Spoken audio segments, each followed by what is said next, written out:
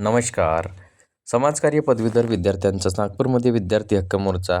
सामाजिक न्याय व रोजगारासाठी मोठी हाक. नागपूर येथील हिवाळी अधिवेशनातील महाराष्ट्रातील तब्बल 52 समाजकार्य महाविद्यालयातील विद्यार्थ्यांवरील अन्यायकारक धोरणाविरोधात समाजकार्य पदवीधर विद्यार्थी हक्क संघर्ष कृती समिती महाराष्ट्र राज्य यांनी नागपूर येथे मोठा विधिमंडळ मोर्चा काढण्यात आला होता.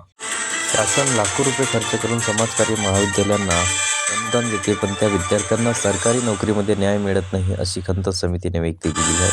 महाविद्यालयीन विद्यार्थ्यांचा जोरदार निषेध. समाजकार्य क्षेत्रातील चुकीच्या धोरणाविरोधात राज्यातील शेकडो महाविद्यालयांमध्ये सुमारे 4,000 विद्यार्थी मोठ्या संख्येने नागपूर मोर्चात सहभागी झाले होते. मोर्चात